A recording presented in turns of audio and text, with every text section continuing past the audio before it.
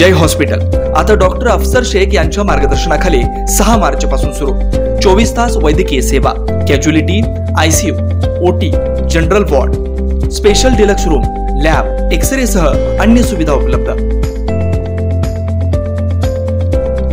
सोलापूर शहर वडार समाजाचा काँग्रेसलाच पाठिंबा। शहरातील विविध भागात राहणाऱ्या वडार समाजातील प्रमुख, पंच, माजी नगरसेवक, प्रतिष्ठित बांधवांकडून घोषणा। वडार समाज हा परंपरागत काँग्रेस पक्षाच्या पाठीशी भक्कमपणे उभा असलेला समाज असून काँग्रेसने देखील यापूर्वी 17 नगरसेवक देऊन वडार समाजाला न्याय दिलाय। आज देखील हा समाज भक्कमपणे काँग्रेस पक्षाचे एकनिष्ठ राहणार असून भविष्यात देखील काँग्रेस पक्षाच्याच पाठीशी उभा राहील अशा प्रकारची घोषणा आज सोलापूर शहरातील विविध भागात राहत असणाऱ्या आणि राजकीय आणि सामाजिक क्षेत्रात कार्यरत असणाऱ्या प्रमुख, माजी नगरसेवक, समाजातील पंच, विविध संघटनेचे प्रमुख, पदाधिकारी, प्रतिष्ठित मान्यवरांनी आज एकत्र येऊन काँग्रेस पक्षाचे आमदार आणि महाविकास आघाडीचे उमेदवार प्रणितीताई शिंदे यांना जाहीर पाठिंबा दिला। देशाच्या लोकशाहीच्या दृष्टीने 2024 ची लोकसभेची निवडणूक खूप महत्त्वाची आहे। हा देश लोकशाही पद्धतीने काम करेल की हुकुमशाही पद्धतीने हे या निवडणुकीनंतर ठरणार आहे। स्वातंत्र्य लढ्यात महत्त्वपूर्ण योगदान देणारी जिल्ह्यातील जनता ही यंदा लोकशाहीला मानणाऱ्या लोकांच्या पाठीमागे राहणार आहे। 6 वर्षापूर्वी वडार समाजाच्या मेळाव्यात राज्याचे मुख्यमंत्री एकनाथ शिंदे यांनी वडार समाजाच्या विविध मागण्यांसंदर्भात काम करू असं आश्वासन दिलं होतं। प्रत्यक्षात समाजाच्या पदरी निराशा आली।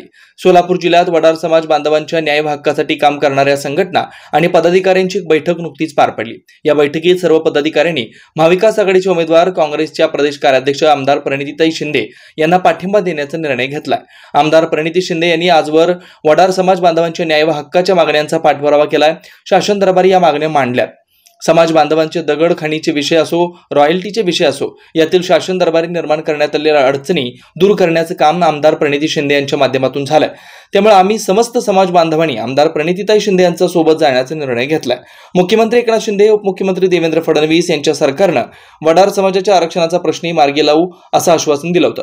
भाजपाचे सरकार देशातील आरक्षण रद्द करण्याचा डाव रचत असल्याचं वारंवार दिसून आलंय।